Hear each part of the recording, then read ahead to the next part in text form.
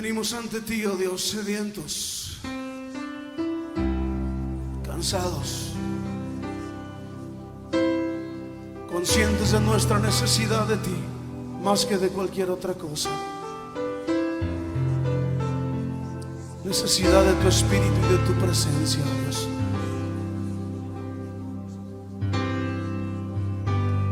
Cansado del camino, sediento de ti, un desierto he cruzado, sin fuerzas he quedado, vengo a ti. Luché como soldado y a veces sufrí. Y aunque la lucha he ganado, mi armadura he desgastado, vengo a ti. Cansado del camino, sediento de ti, un desierto he cruzado, sin fuerzas he quedado, vengo a ti. Luché como soldado y a veces sufrí. Y aunque la lucha he ganado, mi armadura he desgastado, vengo a ti. Pídele que te sumerja. Sumérgeme en el río de tu espíritu.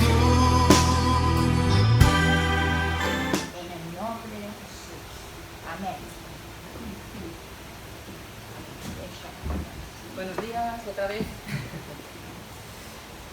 Ayer jugaban el Cádiz y el Barcelona en fútbol a las 6:30 de la tarde. Yo estaba viendo el partido, a mí me gusta el fútbol, sobre todo me gusta el Barça. Y estaba viendo el partido y pasó una cosa extraordinaria. La segunda parte, faltaban 10 minutos para terminar el partido y el árbitro lo paró. Estaba pasando algo en el público, estaba pasando algo en la grada. Todos los jugadores se quedaron quietos, nadie se movió, menos uno. Ronald Araujo, un defensa del Barcelona, un uruguayo de 23 años, es cristiano. Se tiró al suelo a orar por la situación. Fue precioso, todas las cadenas lo retransmitieron, han salido fotos en varios periódicos. Estuvo orando y el propio comentarista que estaba retransmitiendo el partido animó que si había más creyentes que se unieran en oración con el jugador. Y por supuesto yo estaba delante de la tele y estuve orando. 50 minutos estuvo parado el partido. Luego hubo otra anécdota, y es que el portero del Cádiz, que se llama Conan, lo vemos que salía corriendo, no sabíamos qué estaba haciendo, llevaba algo en las manos, y es que claro, como es portero y acierta de puntería, le habían dado a él el aparato desfibrilador para reactivar el ritmo cardíaco de una persona que ha sufrido un accidente vascular. Entonces él corrió por todo el campo y desde su portería tiró a los médicos que estaban atendiendo a la persona que le estaba dando un infarto en las gradas. Fue algo fuera de serie, evidentemente, fue algo muy interesante de analizar. Y gracias al Señor, no sé cómo está este hombre, no lo he podido ver esta mañana, pero salió de allí con pulso. Tenía pulso cuando salió. Y se fue trasladado a un hospital de Cádiz. Para hacer esto, para que se consiguiera salvarle la vida a este hombre en ese momento, hubo que seguir un protocolo. Hubo que seguir unas instrucciones. Unas instrucciones porque incluso el ser humano tiene prioridades, aunque no seamos todos creyentes ni conozcamos a Dios, pero hay cosas que están por encima de otras. Y estaba la vida de una persona antes que el partido de fútbol. Y todos lo entendieron así. Todos se pararon. Ningún jugador se puso a calentar, a estirar, no, separados, todos quietos, pendientes de lo que estaba ocurriendo en el campo. Fue muy inspirador, la verdad, fue muy inspirador, y entonces me servía de introducción a lo que yo quería compartir esta mañana, porque son instrucciones necesarias para poder conseguir que las cosas salgan bien. Hubo un protocolo, unas normas que se siguieron, priorizando la vida humana, y por eso hubo un buen resultado. El Señor nos da libre albedrío para hacer lo que nos parezca correcto, para vivir como nos parezca, para morir como nos parezca, nos da libertad. No somos marionetas en sus manos, somos libres para hacer lo que queramos, y si queremos, podemos elegir seguirle a Él. Es una elección voluntaria. Si yo quiero seguir a Dios, sigo a Dios. Si no, pues sigo mi norma, mi ruta, mi vida. Depende de cómo me vaya, decido hacerlo o no. A mí personalmente no me servía mi manera. Y decidí vivir una vida entregada al Señor. Porque entendí que Él sabía mejor que yo lo que a mí me interesaba y lo que a mí me vendría bien. Por lo tanto, Dios a los que quieren seguirle, tiene unas instrucciones para las que nos podemos regir, y si las seguimos nos irá bien. Porque hacer las cosas como Dios quiere es ser sabio. Si nos fijamos en las Escrituras, en el libro de Proverbios, en el capítulo 3, 5 y 7, a 5 a 7, nos dice: confía en el Señor con todo tu corazón y no dependas de tu propio entendimiento. Busca su voluntad en todo lo que hagas y Él te mostrará cuál camino tomar. No te dejes impresionar por tu propia sabiduría. En cambio, teme al Señor y aléjate del mal.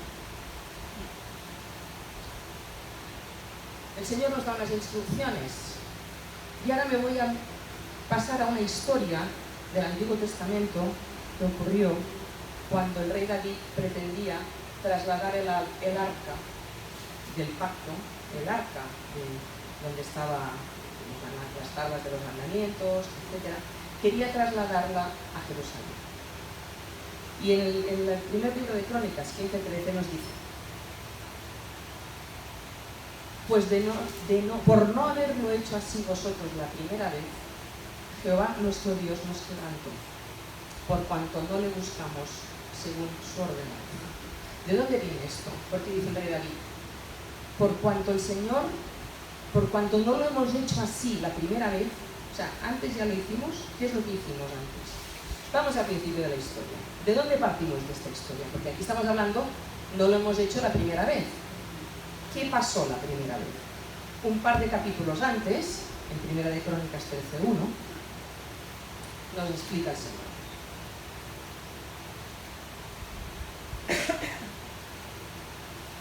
Entonces, el rey David, tomó consejo con los capitanes y con todos los jefes. Y dijo a David, a toda la asamblea: si os parece bien, y si es la voluntad del Señor, enviaremos a todas partes por nuestros hermanos que han quedado en todas las tierras de Israel y por los sacerdotes y levitas que están con ellos en sus ciudades y ejidos, para que se reúnan con nosotros y traigamos el arca de nuestro Dios a nosotros. Porque desde el tiempo de Saúl, no hemos hecho caso de él.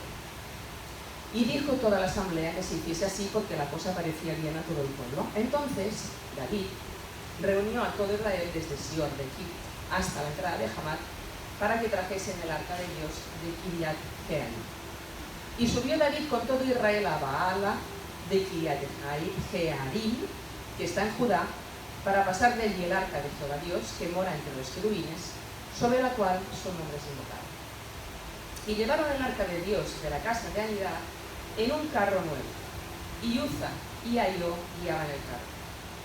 Y David y todo Israel se regocijaban delante de Dios con todas sus fuerzas, con cánticos, arpas, salterios, címbalos, trompetas. Pero cuando llegaron a la era de Kidón, Uza, uno de los que iban al lado del arca, extendió su mano al arca para sostenerla, porque los bueyes tropezaron. Y el furor del Señor se encendió contra Uza y lo hirió, porque había extendido su mano al arca, y murió allí delante de Dios. Y David tuvo pesar, porque Jehová había quebrantado a Uza, por tanto llamó a aquel lugar Pérez Devastado.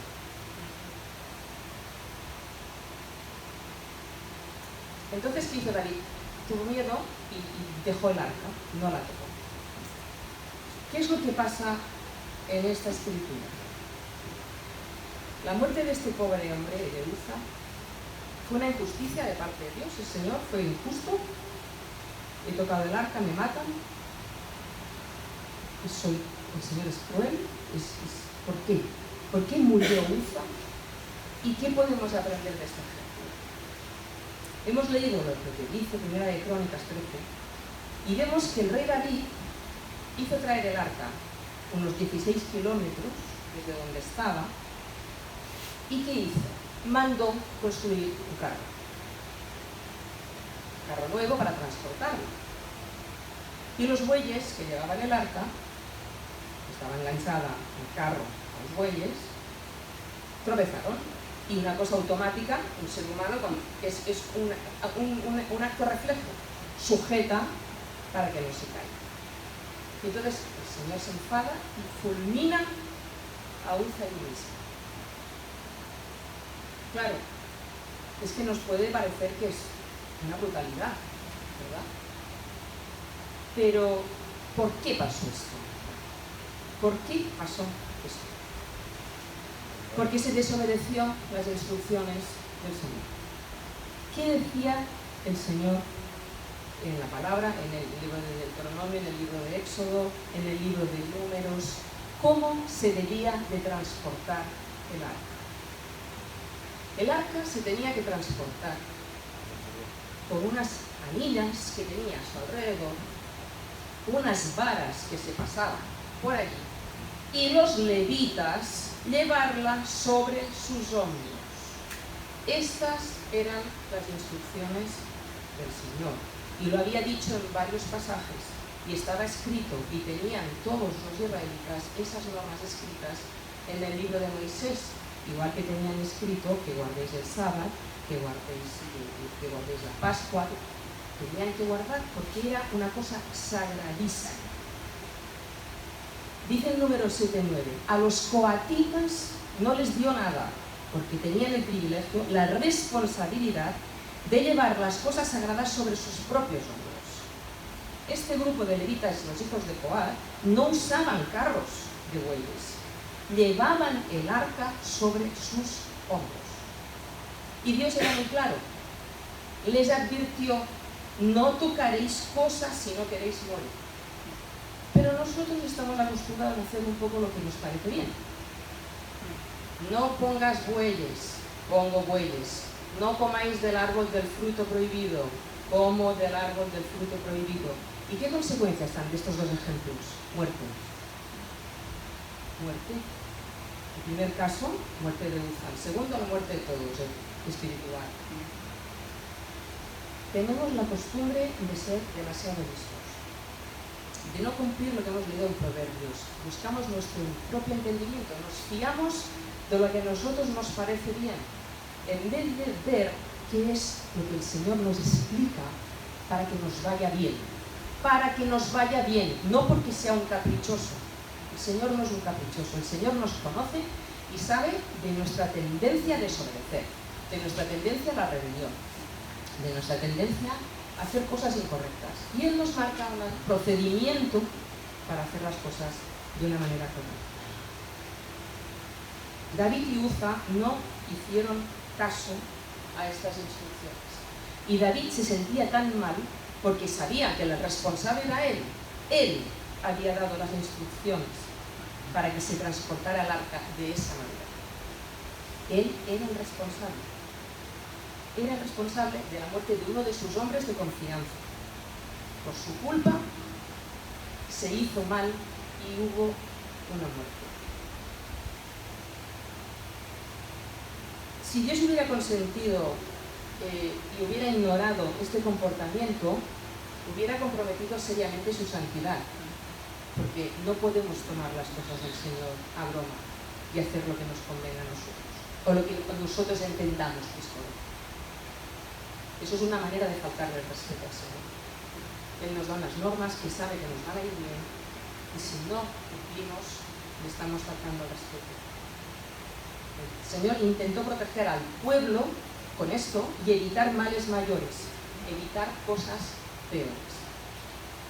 Nosotros estamos desobedeciendo, estamos faltando al respeto al Señor, o bien intentamos cumplir con lo que dice el Salmo 119:11: mi corazón he guardado tus dichos para no pecar contra ti. 119:11, Salmo 119.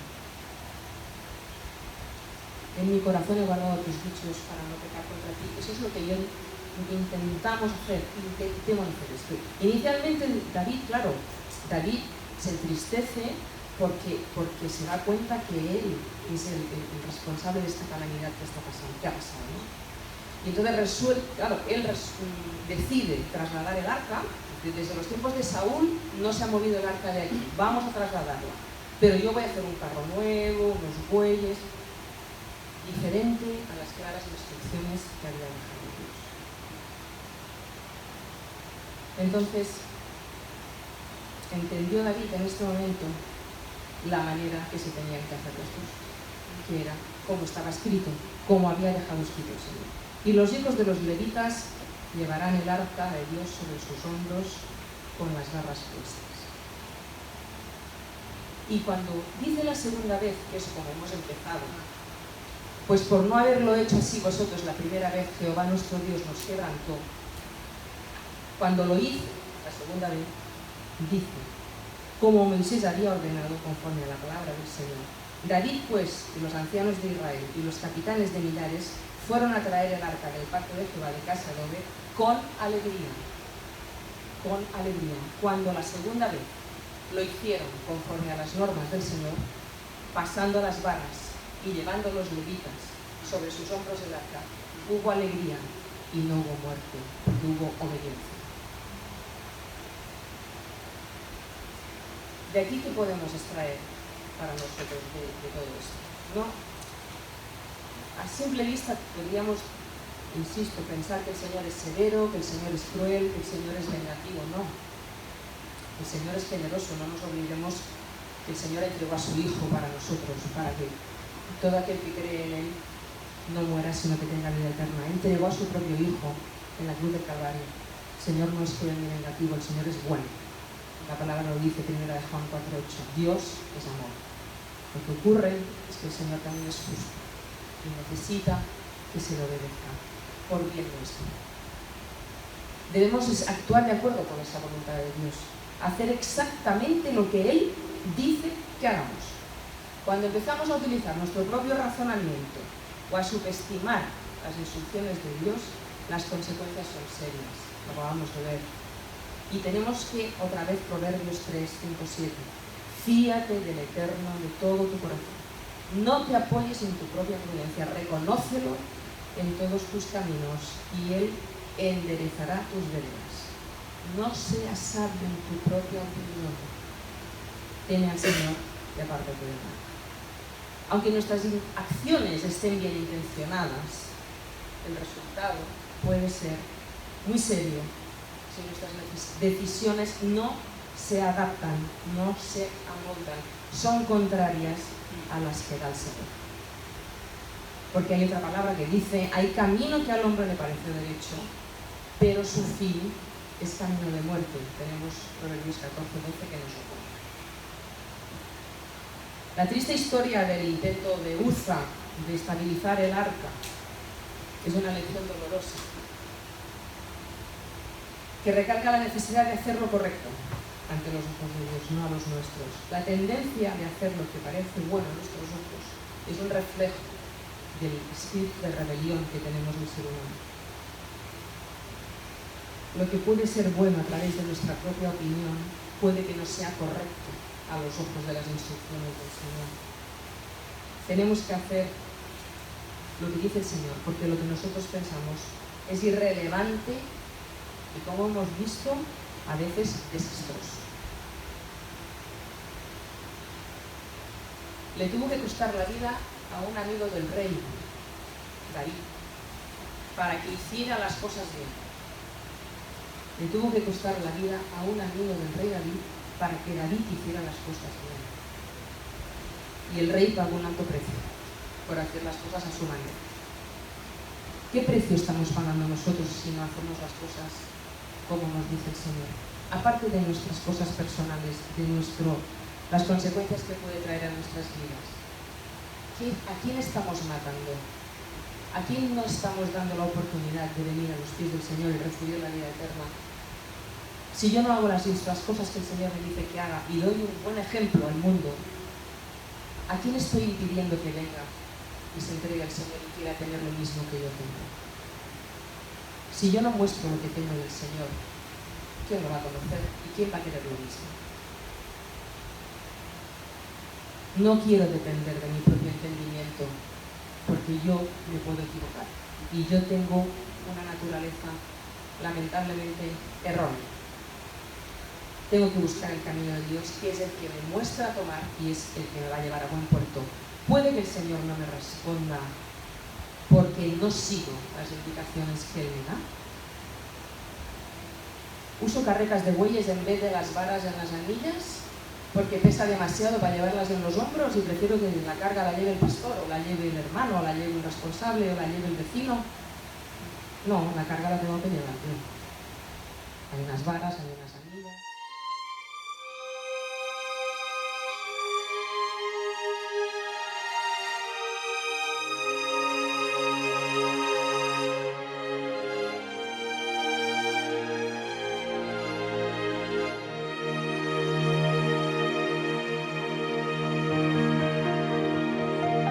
Cuando estoy triste y mi alma está cansada, el corazón siente desfallecer. Me quedo aquí y espero en el silencio. En un momento vienes tú por mí. Estoy triste y mi alma está cansada. El corazón siente desfallecer. Me quedo aquí y espero en el silencio. En un momento vienes tú por mí.